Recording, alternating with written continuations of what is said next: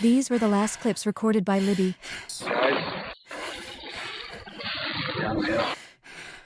Before they were found murdered beneath the hill.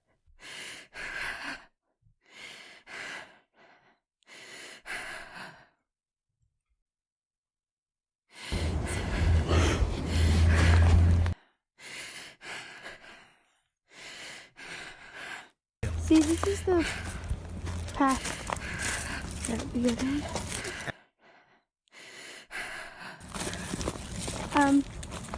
There's no path going there, so we have to go down here.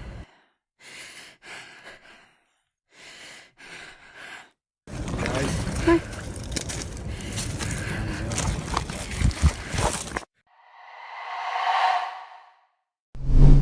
Libby German, 14 years old, and her friend Abby Williams, 13 years old, were inseparable. On the evening of Sunday, February 12, 2017, they spent time at Libby's house, and the next day, they decided to take advantage of a public holiday and go to a natural area near the Monon High Bridge. It was an old bridge built in 1891, and it's still a destination for walks and photos. Libby's older sister, Kelsey, drove them and dropped them off at the bridge around 1:30 p.m. There, amidst the trees and weathered wood, the trip seemed like a normal adventure for two teenage girls. But less than an hour later, everything changed. At 2:07 p.m., Libby posted a picture on Snapchat of Abby walking cautiously on the dilapidated planks of the bridge. That was the last picture seen of them. By the evening, Libby's father arrived to pick them up, but there was no sign of them. He called their phones repeatedly with no answer. He searched the area, calling their names, and heard nothing but the silence of the forest. He called Kelsey to ask her, was he in the right place? Had she heard from them? The answer was, no. The police were then notified. What began as a family search turned into a large-scale operation involving the townspeople. Dozens scoured the paths and forests around the bridge, calling Abby and Libby's names, but the phones remained silent. Residents say that the forest that night looked like a sky full of stars, all flashlights searching in the dark. As midnight approached, the police stopped the search, stating that there was no evidence the girls were in immediate danger and that the search would resume in the morning. On the morning of February 14th, hope was still alive. But the shock came quickly. The bodies of Abby and Libby were found, less than a mile from where they were dropped off. They had been murdered. The small town, with a population of no more than 3,000, went into shock. A murder in broad daylight. The news spread quickly and everyone was stunned. Investigations revealed that Libby's phone held the most important evidence. She had filmed Abby crossing the bridge, and at the same time, captured a picture and sound of a man approaching them. That man later became known as Bridge Guy, and the police believe he is the killer. Still images from the video were published in the hope that someone would recognize him. The full clip was not released, but what was shown was enough to refresh the memory of any witness. Two sketches were also drawn based on statements, the first for an older man, and the second for a younger man. Bridge Guy was described as white, about 175 centimeters tall, weighing approximately 90 kilograms with reddish-brown hair. He was wearing blue pants, a blue jacket, and a hood. The images were blurry, but they were the first clue. Later, the police released a short audio clip of his voice saying, "Down the hill." The goal was clear, to engage the public, hoping someone would recognize the voice. But despite that, no arrests were made.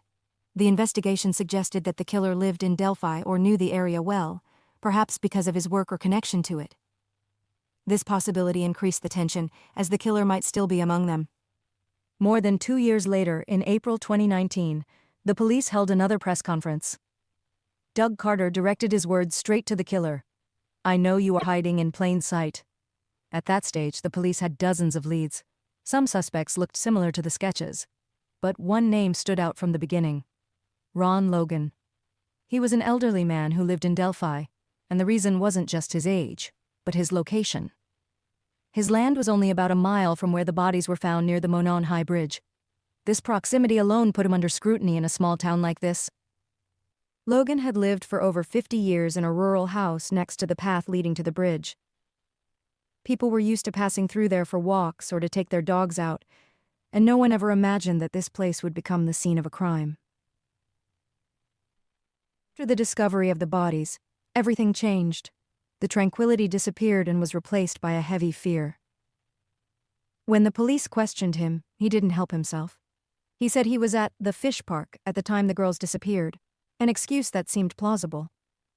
But it soon became apparent that he had asked a family member to fabricate a story about his whereabouts. Why would he hide his location if he wasn't hiding something else? In March 2017, a month after the crime, the FBI obtained a warrant to search his house, garage, car, devices, and even his phone. The warrant revealed new details about the crime scene. One of the victims was missing a piece of her clothing. There were no clear signs of a struggle. Unidentified fibers and hair were found. The bodies appeared to have been deliberately moved and positioned. It was also confirmed that the video on Libby's phone was a full 43 seconds long, showing the attacker following the girls on the bridge path. Phone data supported the suspicions. Logan's device was near the disappearance site, and then later near where the bodies were found. A statement from his ex-girlfriend confirmed that he had threatened her, saying, "I'll kill you, and no one will find your body."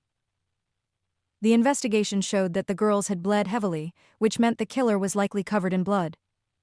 It was also noted that the bodies were deliberately placed.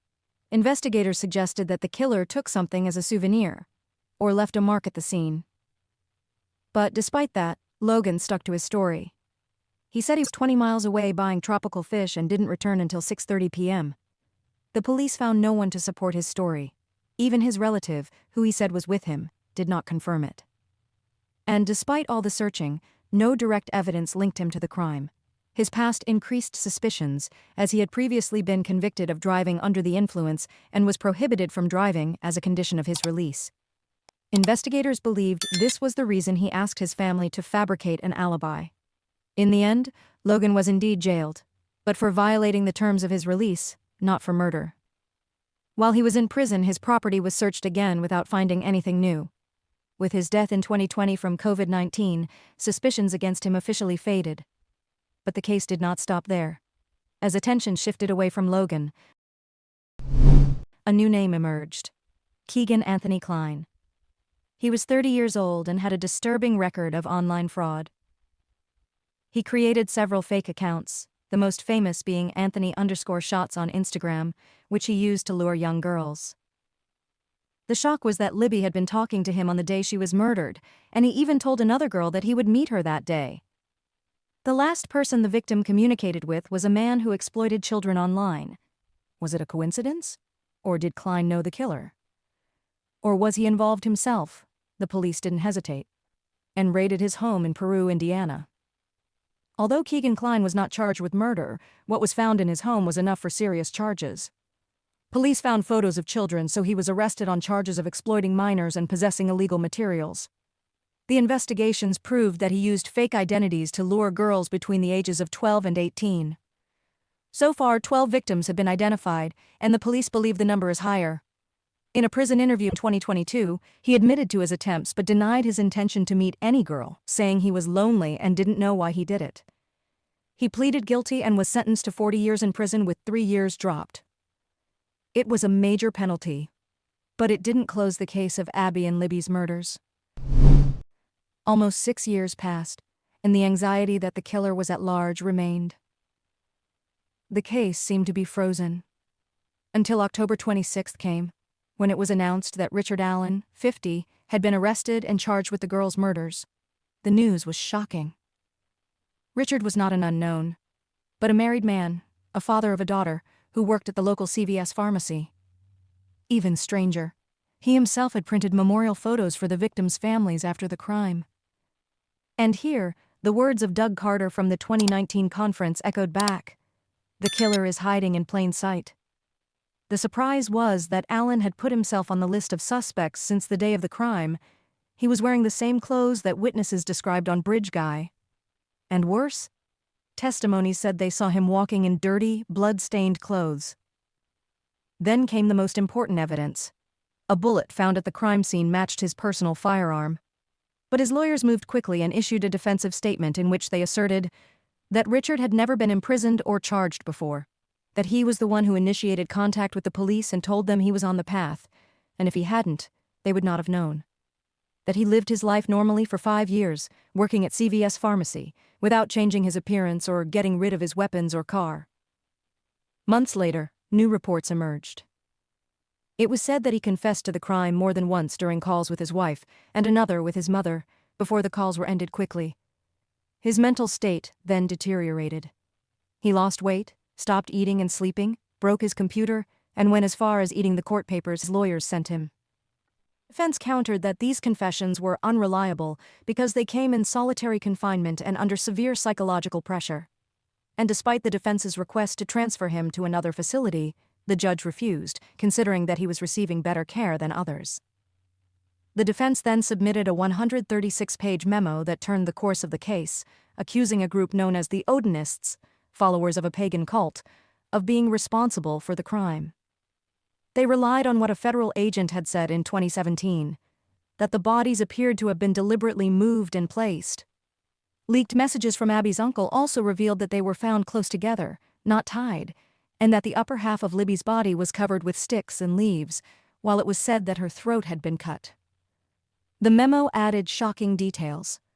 Libby was found at the base of a tree, her left arm stretched upwards, and above her were many branches, including a large one that extended from her head to her feet.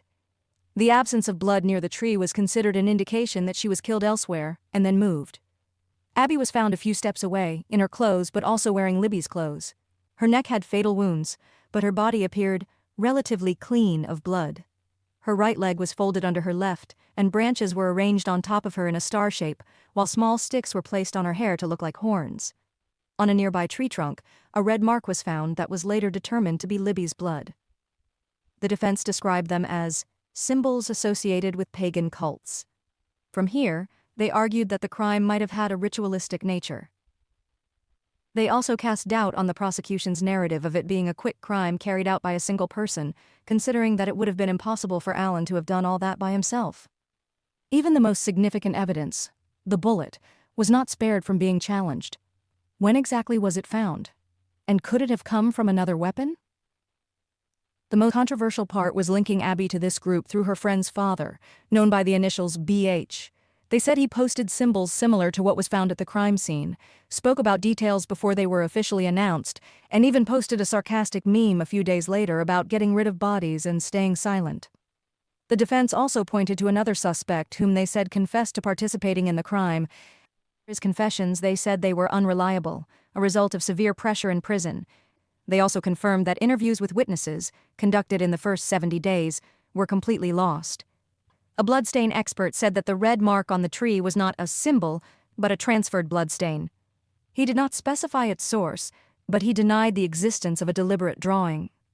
The defense continued to say that more than 60 statements attributed to Allen were coerced, and that his psychological state had deteriorated due to solitary confinement. Witnesses from inside the prison confirmed that his behavior had become strange, and he then began to give contradictory confessions. A DNA expert explained that Allen's DNA was not found at the crime scene or on any evidence from his home. No DNA of the victims was found that linked them to him either. The most prominent physical evidence remained the .40 caliber bullet. The prosecution expert said it matched Allen's firearm, but the defense considered the images insufficient. In contrast, the prosecution focused on the bridge guy clip from Libby's phone. Officer Brian Harshman listened to more than 700 of Allen's prison calls and said he was convinced that the voice in the recording was his.